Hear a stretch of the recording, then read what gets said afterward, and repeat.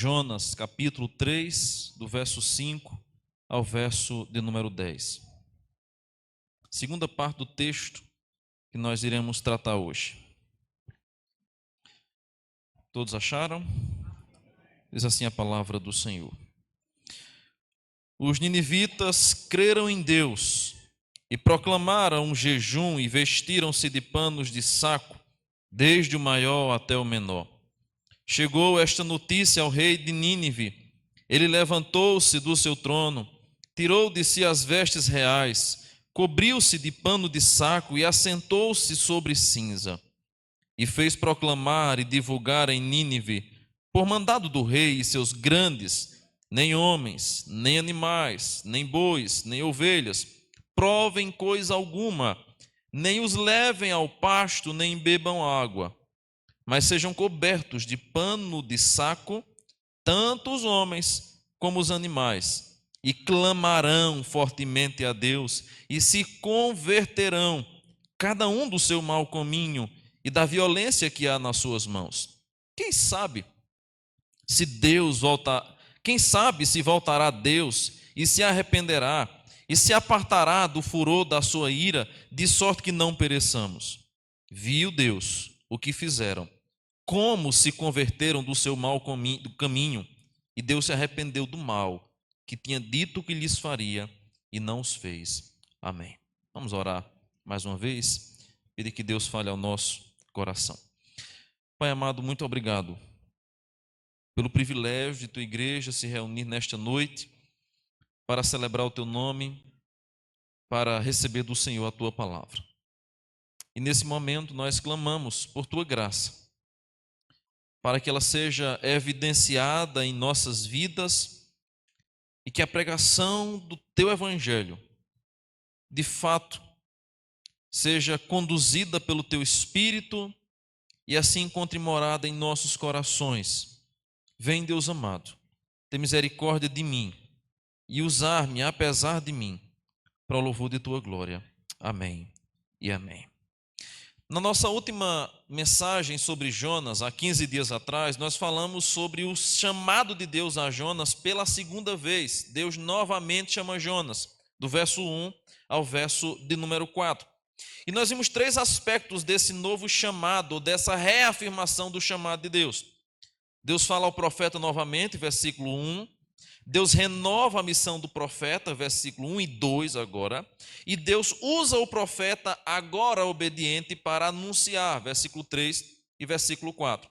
Nós observamos essa parte do texto e percebemos como que Deus não desiste dos seus servos. Mesmo aqueles mais rebeldes, mesmo aqueles mais duros, mais difíceis de lidar, Deus graciosamente vai até eles, os resgata, os traz de volta, recomissiona. Assim foi com a vida do profeta Jonas. Hoje nós vamos concluir esse capítulo 3, do verso 5 ao verso 10, onde nós temos a segunda parte pós-pregação de Jonas. O reverendo Augusto Nicodemos disse que esse texto poderia ser dividido em 4 partes, ou o capítulo todo ser dividido em 4 partes. Do versículo 1 e verso 2, Deus chama Jonas uma segunda vez. Do verso 3 ao verso 4, Jonas obedece e prega em Nínive. Do verso 5 ao verso 9, os ninivitas creem em Deus e se arrependem do seu mal. E o verso de número 10, Deus resolve não destruir a cidade como destruíra. Essa seria a divisão que o reverendo Nicodemos faria desse texto. Nós estamos fazendo em 2 partes, porém subdividida em mais 3. Então, no final das contas, nós acabamos dividindo esse texto em 6 partes e observando alguns detalhes a mais que o texto nos traz. Nós hoje vamos observar, à luz disso, que nós já temos meditado e domingo após domingo falado sobre essa surpreendente graça de Deus, o aspecto da pregação e o impacto que ela tem. Então hoje nós vamos falar sobre o impacto da pregação na vida do pecador. Em primeiro lugar, nós vamos perceber que 3 coisas acontecem aqui quando Jonas prega o seu pequeno sermão de 7 palavras. Aquilo que eu falei há 15 dias atrás. O menor sermão já registrado em toda a Bíblia Sagrada. Não eram nem 7 folhas.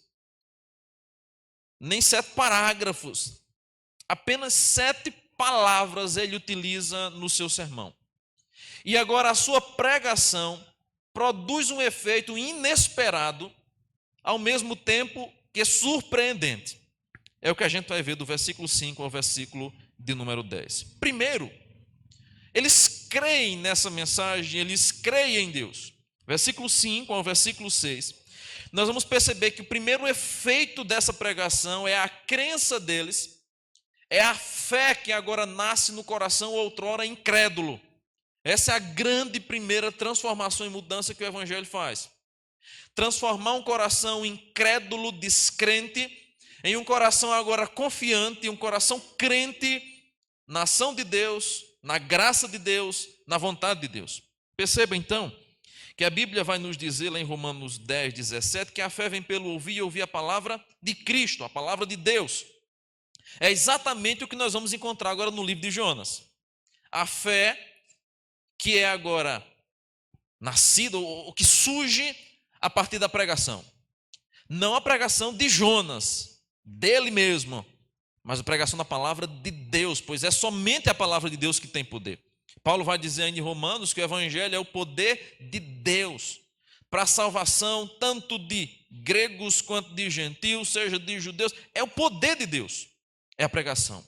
E aqui nós vamos perceber claramente que a primeira situação vista na vida dos ninivitas após a pregação de Jonas é a fé. Agora, como é que alguém tão mau, tão perverso, como é que uma população, uma cidade tão atolada em práticas perversas, idólatras, agora crê em Deus e entrega a sua vida a Deus? De que maneira isso acontece? Como é que alguém que outrora tinha um coração voltado a ídolos agora consegue crer no único Deus? O que é que acontece no coração do homem que está entregue ao pecado, mas que de repente agora passa a ter fé? A regeneração. É exatamente o que acontece do versículo de número 4 ao versículo 5. Um processo ou um ato imediato, invisível, porém transformador, que é a regeneração. E o que é a regeneração? A regeneração é o ato de Deus, pelo qual a disposição governante da alma se torna santa e pela qual, através da verdade, assegura-se o primeiro exercício dessa disposição santa, vai dizer o teólogo Strong. Mas a regeneração também é aquilo que nós conhecemos por novo nascimento, é aquilo que nós também chamamos de conversão. Na ordem salutis, como a gente costuma chamar, ou a ordem da salvação, nós costumamos fazer a divisão da eleição divina, da justificação, da regeneração, da fé, da santificação e da perseverança. Nós costumamos dividir por etapas e processos, embora na vontade de Deus, na mente do Senhor, no plano eterno de Deus, isso aconteça talvez de um momento só. Mas nós costumamos fazer uma divisão, e a teologia reformada trata sobre isso, para que a gente entenda de maneira mais sistemática como é que isso funciona. E a primeira coisa que a gente deve entender aqui é que a fé que eles têm agora é fruto de uma obra do Espírito Santo no coração deles. Afinal de contas, nenhum homem é capaz de crer em Deus sem que antes o Espírito Santo vá lá e transforme e modifique o seu coração. Nós estávamos mortos, vai dizer Paulo, em nossos delitos e pecados. Um morto não tem vida, um morto não respira, um morto não entende, um morto não fala, um morto não responde de absolutamente nada. Para que houvesse fé, primeiro Deus foi lá e trabalhou no coração daqueles homens. Isso acontece por intermédio da pregação. A pregação é o evento visível, é o que nós chamamos de vocação externa, mas a regeneração é um ato interno e espiritual que depende única e exclusivamente de Deus. Não depende do pregador, não depende de quem fala, não depende de Jonas, é Deus que opera. E esse processo de regeneração é visto na vida dos ninivitas, porque eles agora creram em Deus. Lembre-se de Raabe, Josué capítulo 2. Quando os espias chegam na casa daquela mulher, ela já declara a sua fé. Eu sei que o Deus de vocês é Deus nos céus, é Deus na terra, é Deus poderoso e que tem feito coisas extraordinárias por aí. Ora, o que levou uma meretriz a crer em Deus? Os anúncios, a propagação do que estava acontecendo causou impacto no coração daquela mulher e o próprio Deus, com o seu Espírito, lhe abriu os olhos para que ela enxergasse a situação que ela estava. O poder do Deus que vinha conduzindo aquele povo que se aproximava de Jericó. E agora ela diz: eu sei, eu bem sei, que o Deus de vocês, o Deus de Israel, é de fato um Deus muito poderoso. A regeneração é a primeira ação que antecede a fé de alguém. Ninguém consegue crer por vontade própria. Quando você um dia tornou-se crente, não foi porque você quis, não foi porque você entendeu a mensagem por você mesmo. As suas faculdades mentais não são capazes de discernir a vontade de Deus por si só. É preciso que o Espírito Santo abra esse entendimento. O salmista vai dizer: Senhor, abre os meus olhos para que eu contemple as maravilhas de tua lei. Nós só contemplaremos as maravilhas da lei de Deus quando o Espírito Santo vem e rasga o nosso coração e abre o nosso olhar e nos faz ser mais aguçados com a leitura da palavra ou pela pregação da palavra. A regeneração acontece. E a Bíblia vai falar da regeneração em pelo menos 3 aspectos diferentes. Primeiro, com o início da nova vida implantada em nós pelo Espírito Santo. É quando você vai ver João 3, que fala sobre o novo nascimento, aquele momento com a conversa de Nicodemos. É preciso nascer de novo. Então a regeneração é vista como um novo nascimento, como uma nova vida que é implantada em nós. E lembre-se, a regeneração não é uma reforma, é um recomeço. Quando a Bíblia fala sobre a regeneração ou o ato da conversão e transformação de Deus em nós, isso significa que Deus não apenas está dando um tapinha no nosso visual. Deus não está passando uma maquiagem nova no nosso caráter. Significa que o Espírito Santo está mudando completamente o nosso caráter. É uma nova vida. Por isso que fala sobre um novo nascimento. É um novo homem. Além disso, a regeneração é vista na Bíblia Sagrada como sendo a primeira manifestação da nova vida em nós. Lá em Tiago, capítulo 1, versículo 18, pode jogar aí, diz assim a palavra do Senhor. Tiago 1, verso de número 18. Vamos ler juntos esse texto aqui na tela? A palavra do Senhor fala sobre esse momento onde a nova vida é implantada. Pois, segundo o seu querer, Ele nos gerou pela palavra da verdade, para que fôssemos como primícias das suas criaturas. Ele gerou-nos. Como? Pela palavra da verdade. Não existe fé, não existe novo nascimento sem que antes haja a pregação do Evangelho, sem que antes haja a regeneração. Não é possível, é pela palavra que a nova vida em nós é gerada, e agora nós somos tornados como primícias das suas criaturas, porque essa é a ideia, é um novo nascimento. Mas a regeneração também na Bíblia Sagrada tem a ideia, ou traz-nos a ideia, de uma restauração de toda a criação até a sua perfeição final. Então são 3 sentidos que a Bíblia fala sobre a regeneração, pelo menos.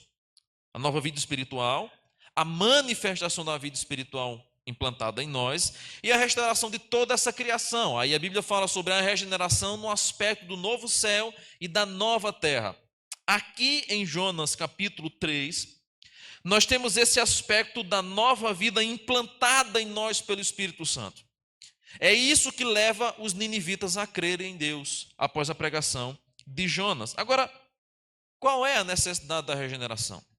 Por que a regeneração ela é precisa, ela é necessária na nossa vida? Por causa da depravação humana. Jeremias 13, 23 e 17, 9, nos mostra como que nós estávamos entregues aos nossos pecados, entregues à nossa corrupção moral. E é exatamente por causa da nossa depravação, que todos pecaram e carecem da glória de Deus, que nós precisamos de uma regeneração, uma transformação. E é isso que acontece aqui em Jonas 3, porque você perceba aí do versículo 5 e 6, que não há zombaria, não há hostilidade ou até mesmo indiferença quando os ninivitas recebem a mensagem. Essa seria a resposta mais esperada por Jonas: hostilidade, indiferença. Só que os ninivitas respondem com fé. É isso que o evangelho faz. Então, pregação naquele povo, a pregação de Jonas no meio daquele povo, o impacto que ela causa é a fé no coração dos incrédulos. É a regeneração que acontece ali. Segundo efeito da pregação de Jonas, está aí do versículo 7 ao versículo 9. Diz o texto que eles se humilharam. O versículo diz assim: e fez-se proclamar e divulgar em Nínive por mandato do rei e seus grandes homens, nem homens, nem animais, nem bois, nem ovelhas, provem coisa alguma, nem os levem ao pasto, nem bebam água. A mensagem agora chega ao palácio real. E quando chega no palácio real, o rei promulga um decreto de jejum. Ora, por qual motivo um rei ímpio iria proclamar um jejum? O que é que tem a ver uma prática cristã, uma prática judaica, melhor dizendo, uma prática que era comum entre o povo de Deus, ser feita pelos ninivitas, um povo rebelde? Povo que mal se preocupava com esse negócio de jejuar, muito pelo contrário, eles queriam era comer carnes gordas, matar pessoas, pois eram sanguinários, tripudiar sobre os cadáveres, pois eles faziam isso, eles faziam pilhas e pilhas de cadáveres após as guerras e zombavam, e faziam todo tipo de abominações com os corpos. Por que esse povo agora se coloca em jejum, em pranto, panos de saco? Veja, o decreto do rei possui 4 coisas que devem ser feitas: jejum geral, ninguém come; pano de saco, que era uma expressão ou um símbolo muito comum de humilhação. Quando alguém estava sofrendo, quando alguém estava em um luto profundo, pegava um pano de saco e cinzas pôs à sua cabeça e ali se humilhava publicamente. Clamou fortemente a Deus, versículo 8, e ele diz mais: se convertam dos seus maus caminhos, versículo 8. O próprio rei dos ninivitas, um rei ímpio, diz: nós vamos jejuar e vamos abandonar as práticas pecaminosas que nós temos. Isso nos lembra um homem chamado Zaqueu, que quando recebe Jesus em sua casa, diz: mestre, hoje eu decido dar 4 vezes mais a todos que eu tenha defraudado. Aí Jesus diz: hoje houve salvação aqui nessa casa. Qual é o sinal evidente? Qual é o impacto que a pregação produz? Primeiro, regeneração, conforme nós vimos. Mas agora também é o aspecto da humilhação, de uma rendição. Aqueles que eram soberbos, os ninivitas eram conhecidos pela sua soberba, agora estão rendidos. Os ninivitas eram conhecidos pela sua incredulidade, eles agora creram em Deus. A pregação de Jonas produz um efeito transformador na vida daquela cidade. E perceba que a natureza da regeneração, ela lida exatamente com essa mudança radical. Quando o Espírito Santo de Deus regenera alguém, não muda apenas a sua fisionomia, seu intelecto é transformado, a sua vontade é transformada, as suas emoções são completamente transformadas. A mente agora torna-se cativa a Cristo, a vontade deseja a Deus e as emoções agora estão buscando e desejando mais a presença do Senhor. A regeneração de fato transforma o homem por completo e muda inclusive toda a sua vontade. É isso que a gente percebe agora em Nínive. Jonas vai lá, prega juízo, mas o que é que acontece? Graça. Jonas vai lá, prega condenação, o que acontece? Transformação, mudança de vida, conversão em massa. É isso que acontece entre os ninivitas. Por mais que as motivações de Jonas fossem condenar aquele povo, ver Deus agindo com ira, talvez assim como fez com Sodoma, Deus faz cair fogo do céu. Deus mata aquele povo. Fogo e saraiva de fogo de Gênesis sobre aquele povo. Talvez esse fosse o desejo de Jonas. Eu vou passar anunciando, eu vou expor o pecado do povo, e Nínive será, na pregação de Jonas, subvertida. O que é isso? Ser condenada. Deus vai fazer essa cidade desaparecer do mapa da terra, assim como fez com Sodoma. Mas a motivação de Jonas não frustrou o plano de Deus. Ele queria destruição, Deus queria salvação. Jonas queria juízo, Deus queria derramar graça sobre aquele povo. As suas motivações não frustraram os planos de Deus, porque Deus, irmãos, Ele age em nós, apesar de nós. Apesar da nossa fragilidade, apesar dos nossos pecados, apesar das nossas muitas mazelas, quando Deus resolve usar-nos, nada disso é impeditivo para Ele. Jonas é um exemplo disso. Apesar da rebeldia desse homem, Deus o usou com graça, com misericórdia, com favor, enrijecido, endurecido ainda, mas lá fazendo a vontade do Senhor. O pregador não administra os resultados, porque se dependesse de Jonas, nenhum ninivita seria convertido. Por outro lado, se dependesse de nós, pregadores da atualidade, todos seriam convertidos, porque nós queremos ver a igreja crescer, nós queremos as pessoas se rendendo ao Senhor. Se bem que Jonas também queria ver o crescimento do reino, mas ele não queria ver isso em Nínive. Se Deus tivesse enviado ele para outras regiões, entre o povo de Deus em Israel, ou nas regiões circunvizinhas, povo que não era tão inimigo de Israel, talvez ele fosse com maior agrado. Vou pregar, ver se o povo lá é salvo.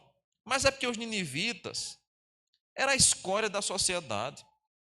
Era a pior espécie de gente que havia naquela época.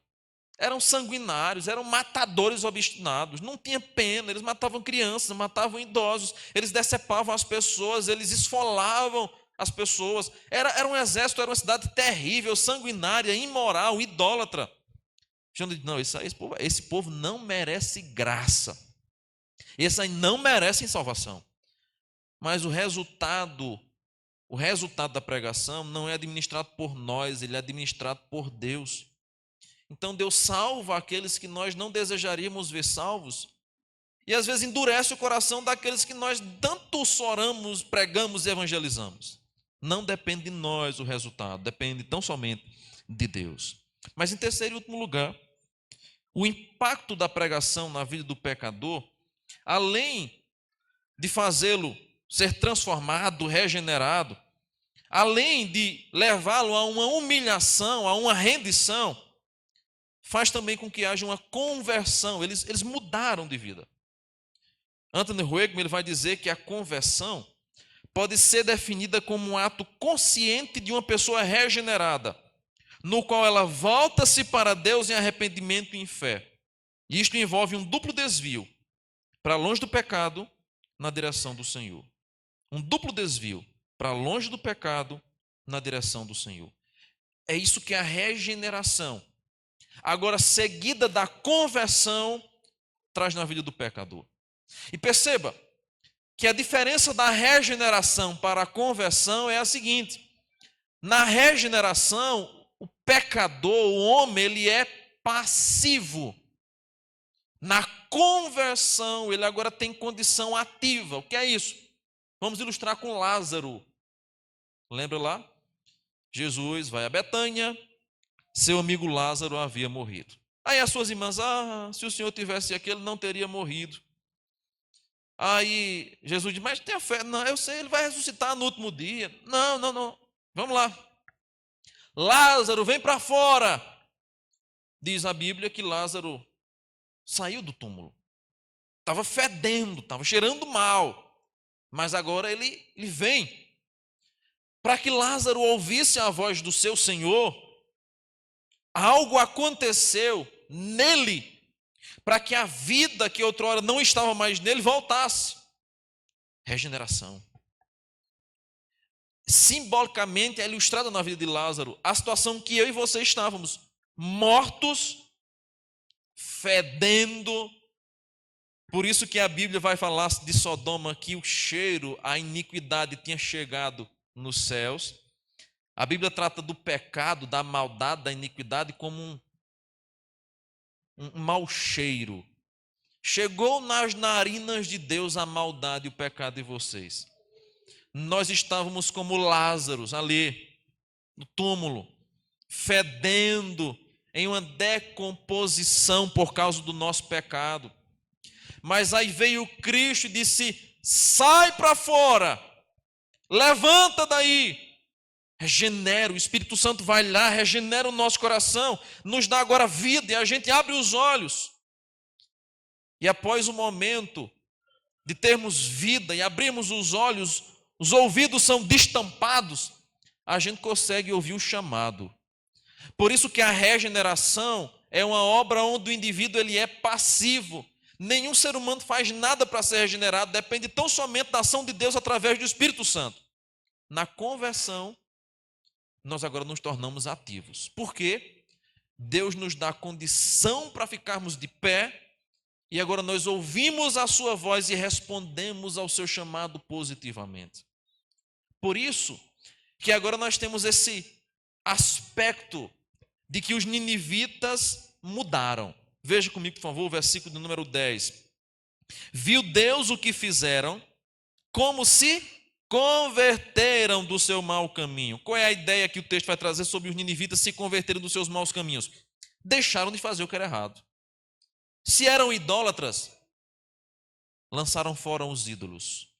Se eram perversos, lançaram fora esses desejos perversos. Se eram adúlteros, abandonaram as práticas adúlteras. Eles agora mudaram, abandonaram o seu caminho. Eles agora tiveram condição de ouvir o chamado de Deus e responder a esse chamado.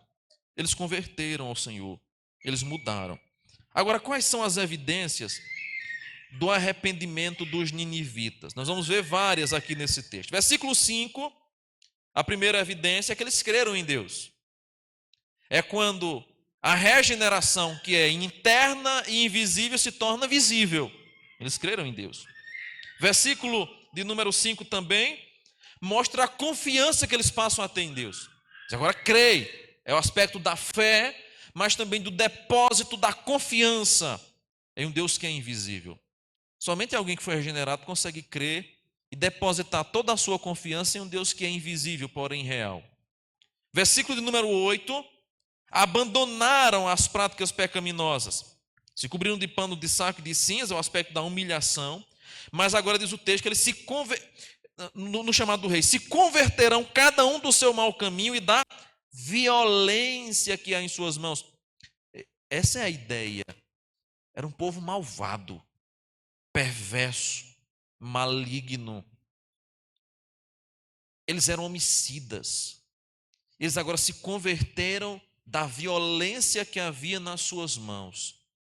Aqueles que outrora estavam matando pessoas, esfolando, decapitando, esfregando crianças nas pedras, pendurando homens em estacas, arrastando corpos pelas ruas, fazendo tecidos ou fazendo cobertas de pele humana, arrancando dedo por dedo de pessoas vivas, e outras coisas que não convém mencionar para que os irmãos não criem ojerias ao ponto de não suportarem ouvindo. Agora estavam rendidos aos pés do Senhor. Abandonaram essas práticas e agora tiveram suas mãos outrora manchadas de sangue homicida, lavados pelo sangue do Cordeiro que haveria de vir, Cordeiro prometido. Converteram-se a Deus, se humilharam, se voltaram para o Senhor. Essa é a grande transformação que acontece na vida de Jonas. É exatamente aqui que nós vamos perceber mais algumas lições ainda sobre essa surpreendente graça de Deus. Porque Jonas foi surpreendido pela graça, os ninivitas foram surpreendidos pela graça de Deus em enviar um homem a pregar a eles, foram surpreendidos em Deus não fazer o que lhes tinha prometido. E lembre-se, essa ideia de Deus prometer, Deus não fazer o que havia prometido, não é que Deus quebre promessas, mas é a ameaça que Deus havia feito. As promessas de Deus, elas são seguras, elas são cumpridas, elas são imutáveis. Mas aqui nesse texto, o aspecto da promessa não é de decreto, mas é ameaça com fim ao arrependimento. Deus ameaça aquele povo, mas o propósito da ameaça é claro, para que eles se arrependam. E Deus agora não vai matar mais aquele povo. Eles ficam surpreendidos pela graça de Deus. Surpreendidos como é que um homem sobrevive 3 dias e 3 noites dentro de um ventre de um peixe. Surpreendidos como é que um homem rebelde que queria fugir de Deus foi pego por Deus e foi levado lá. Surpreendidos como é que Deus modifica o coração do pecador. Perceba, a graça é evidenciada aqui. E por causa disso, nós temos 4 lições para a gente terminar. A primeira lição que a gente aprende em Jonas 3 é que Deus não guarda rancor. Se tem uma coisa que Deus não guarda é rancor. Louvado seja Deus por isso. Porque se Deus guardasse o rancor que nós muitas vezes guardamos do pecado alheio, nós estaríamos condenados. Se Deus se lembrasse dos nossos pecados com rancor, nenhum de nós subiríamos ao céu. Se Deus se lembrasse dos nossos pecados, como a esposa lembra de uma frase do marido há 50 anos atrás, nós estávamos fritos, irmãos. Se Deus tivesse a memória daquilo que nós um dia fizemos, por causa dos nossos pecados, estávamos perdidos. Mas Deus não é onisciente? Claro. Mas quando Ele nos perdoa, Ele lança os nossos pecados no lago do esquecimento. Ele lança fora, Ele não fica lembrando, remoendo isso. Coisa que eu e você costumamos fazer. Ficar remoendo o pecado do passado. Ficar remoendo um erro, uma falha, uma queda. Ficar remoendo a maneira como o outro age. Ficar remoendo, lembrando com rancor, lembrando com dor. Reverendo Hernandes vai dizer que perdoar é lembrar sem sentir dor. Nós não temos amnésia para não lembrar das coisas do passado. Mas quando o perdão de fato é liberado, não fica mais resquícios de dor. Não há mais resquícios de ressentimento. Não há mais uma atitude rancorosa, dolorida, agressiva. Não, quando o pecado é de fato perdoado, há paz. A alegria, a contentamento, a mudança. É exatamente o que acontece nos ninivitas. É o que o Evangelho faz na vida de qualquer um que se arrepende e se entregue ao Senhor. Deus não vai imputar os pecados contra nós mesmos. 2 Coríntios 5:21. Aquele que não conheceu o pecado, o fez pecado por nós, para que nele fôssemos feitos justiça de Deus. Não é imputado mais a nós esse pecado, é lançado na conta de Cristo, e Cristo já pagou, de modo que Deus não guarda rancor, e isso é uma surpreendente graça que Ele tem para nos oferecer, e oferece aos ninivitas.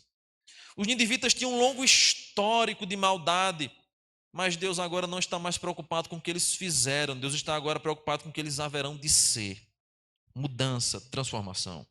Segunda lição que Gênesis 3, ou Jonas 3 nos ensina, é que Deus, por outro lado, não alivia a carga de suas exigências. Se você observar no chamado de Jonas, versículo 1 e 2, por mais que Jonas tivesse sido rebelde, tivesse fugido de Deus, quando Deus o chama, Deus não diminui o nível de exigência. O chamado continua sendo o mesmo. Fazer a vontade dele, proclamar a mensagem que ele anunciara, ou que ele desejaria que fosse anunciado em Nínive, continua mesmo. Não há mudança, não há modificação desse chamado. O nível de exigência de Deus não diminui. E aqui entenda isso. A graça de Deus não é vista na diminuição das exigências dele em relação a nós. Ele sempre exigiu e sempre vai exigir a obediência perfeita. Então, não pense na graça como sendo assim.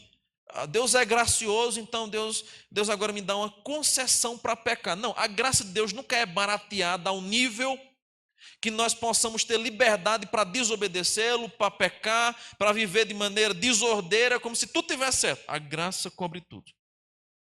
Deus não diminui os níveis de suas exigências. Pelo contrário, a sua vontade é a mesma. O padrão de vida e santidade que Ele exige de nós é o mesmo. O caminho que nos leva a Ele é o mesmo. Deus não diminui as exigências de santidade que Ele requer de nós. Jonas, você se rebelou, você fugiu, mas eu continuo obstinado no meu propósito. Você vai pregar em Nínive. E ele sai do ventre do peixe e agora começa a andar pelaquela cidade. Mas a vontade de Deus tem que ser feita. Terceira lição que o texto nos ensina é que Deus está mais interessado no servo do que no trabalho que esse servo vem a fazer. Perceba que a maneira como Deus trata Jonas evidencia essa obstinação de Deus em tratar o indivíduo mais do que até mesmo o trabalho. Haviam vidas a serem alcançadas. Haviam pessoas que precisavam ouvir o evangelho. E Deus vai então primeiro trabalhar em Jonas para que ele fosse usado por Deus depois. Deus é mais interessado no nosso trabalho, ou melhor dizendo, em trabalhar em nosso coração, do que meramente nos usar, do que meramente nos levar a sermos instrumento dele. Ele fará isso no tempo certo, na hora certa, mas primeiro ele deseja trabalhar em nós. Por isso que nós temos processo natural, onde pessoas novas vão chegando, vão ouvindo, vão aprendendo, vão amadurecendo, vão crescendo, vão vendo as intempéries que há na igreja, para só depois de um longo tempo, tendo a fé provada, tendo a fé testada, tendo frutos de arrependimento sendo evidenciados, começarem a trabalhar em algum cargo de liderança. Não impede o novo convertido de trabalhar. Ele trabalha, pode e deve trabalhar. Mas a maior preocupação é que este indivíduo seja primeiro moldado pelo Senhor. Deus deseja nos transformar, tirar de nós resquícios da velha natureza, práticas pecaminosas, palavras maldizentes, costumes e hábitos feios que desagradam ao Senhor. No tempo certo, Deus vai nos usar. Deus faz isso simbolicamente com Jonas. Jonas, primeiro você vai passar 3 dias na voragem do mar. Aliás, você primeiro vai enfrentar a voragem do mar, depois você vai passar 3 dias no ventre do peixe, você vai ser trabalhado, os sucos gástricos do peixe vão lhe purificar, para que você seja lançado na praia e comece o trabalho que eu tenho para você. Primeiro Deus trabalha em nós, depois Ele nos usa. Quarto e último lugar, o perdão é abundante. Romanos nos diz que onde abundou o pecado, superabundou a graça. Isaltino Filho, um comentarista bíblico antigo, vai narrar uma triste história da falta de compaixão que a igreja teve para com uma moça. Ele narra isso. Num bar de São Paulo, um senhor evangélico entregou um folheto evangelístico a uma meretriz. Aproveitando o ensejo, a mulher abre o seu coração e revela que era uma prostituta, mas que fora criada na igreja, no interior do país. E ela um dia cortou o seu cabelo em uma igreja onde cortar o cabelo não era permitido em hipótese alguma. E foi, por causa disso, excluída da igreja. Revoltada por causa dessa ação e dessa penalidade, ela agora, em uma rebeldia atroz, começa a cortar o cabelo ainda mais e colocar algumas cores mirabolantes. Por causa disso, a igreja, não mais podendo se vingar nela da desobediência e da rebeldia, agora tenta vingar-se no pai daquela moça.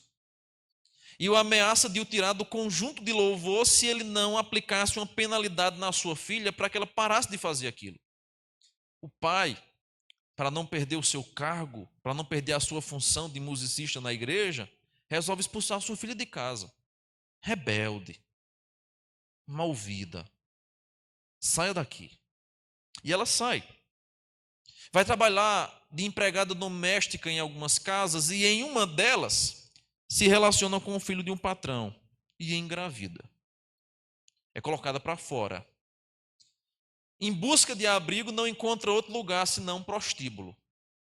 Lá no prostíbulo, a dona, a chefe geral das prostitutas, lhe dá acolhida, lhe dá um quarto, lhe dá comida, em troca, é claro, de suas práticas sexuais.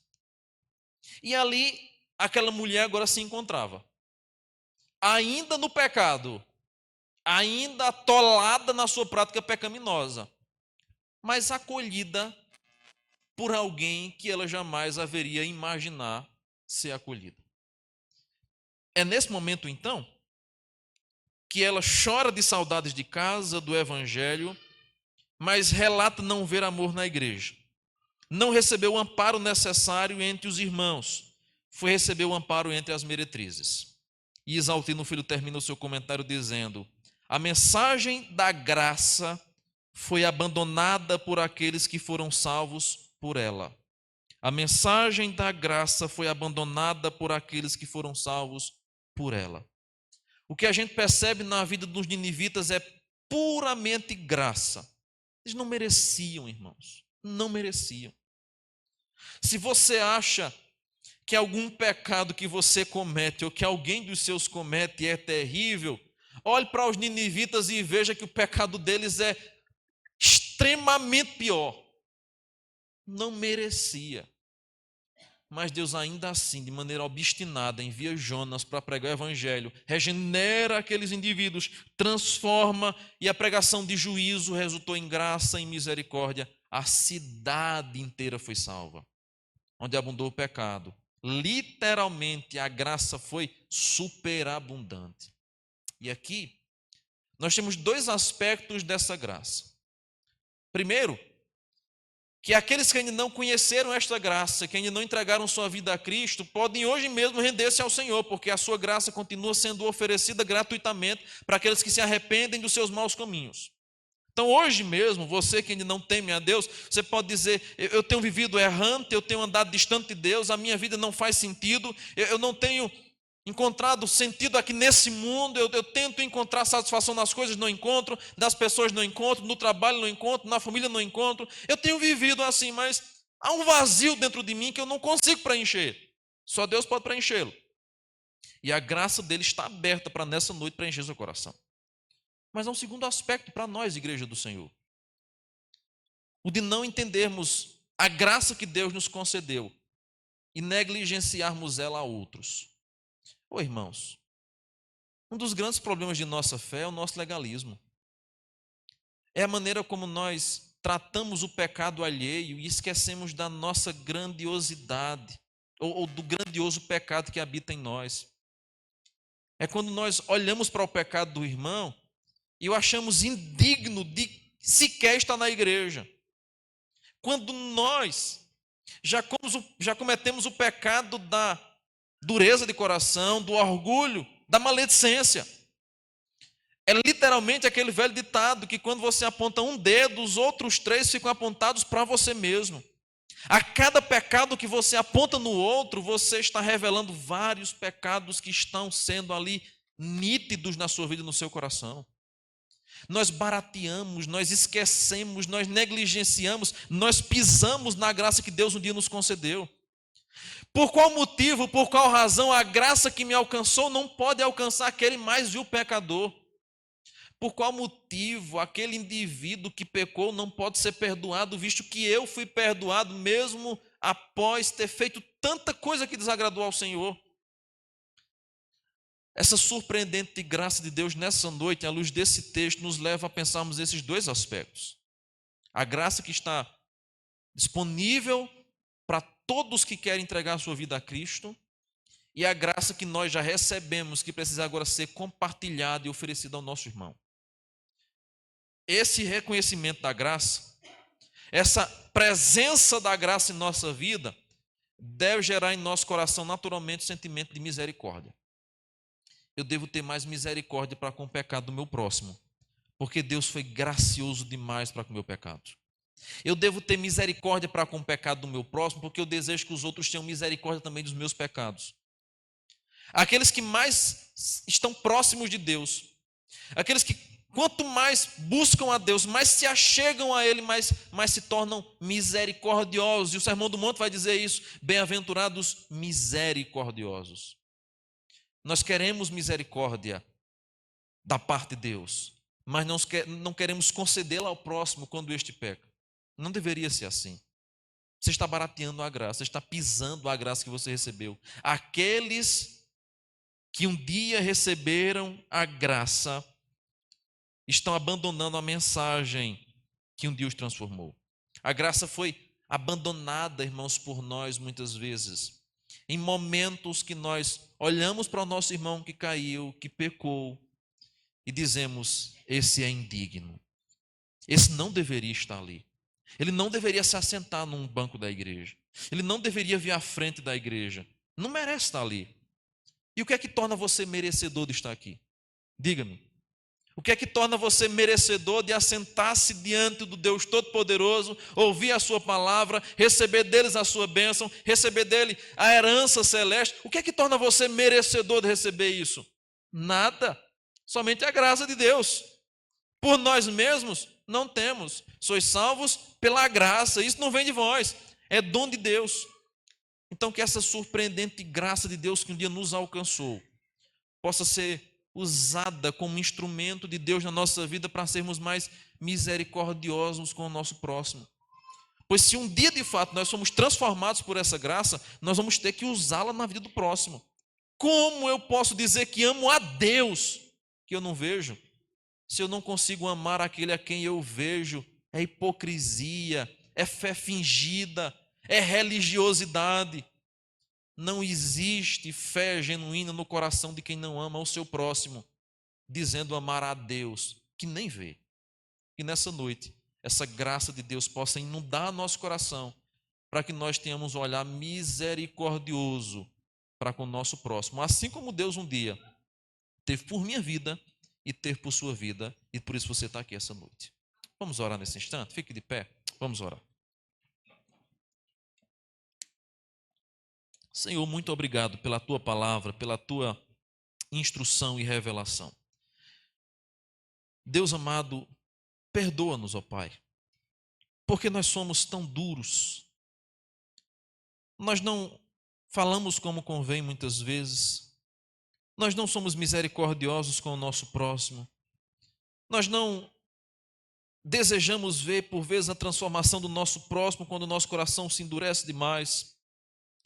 A graça que um dia nós recebemos do Senhor, nós abandonamos para com o próximo. Perdoa-nos, ó Pai. Que esta igreja, que este povo, a começar em mim, seja nessa noite vivificado pela mensagem da Tua graça, de modo que nós possamos concedê-la gratuitamente, abundantemente, sem preconceito, sem reservas, para com aqueles que precisam. Nós não merecíamos estar aqui e estamos. Há muitos, ó Pai, que também não merecem e podem estar aqui em nosso meio. Por isso eu te peço, salva, regenera nessa noite, transforma o coração daqueles que ainda vivem distante de Ti. Se há alguém aqui nesta noite, ouvindo essa mensagem de casa, que ainda não entregou sua vida ao Senhor, que seja nessa noite por Ti transformado, restaurado, regenerado, convertido. Mas também, ó Deus, no coração de cada crente, concede uma porção a mais de graça. Concede uma porção a mais de conhecimento para que a misericórdia seja vista em nosso meio. Para que nós de fato venhamos amar o nosso próximo e ter misericórdia das suas fraquezas e fragilidades. Ó Deus amado, nos ajuda a termos uma fé sem fingimento, aonde nós amamos ao Senhor e amamos ao nosso próximo, onde nós amamos aquele que nós vemos e por vezes tanto odiamos. Deus amado, tem misericórdia de tua igreja, tem misericórdia de nós. Surpreende-nos, ó Pai, mais uma vez com a tua graça, perdoando estes nossos pecados. Em nome de Jesus. Amém e amém.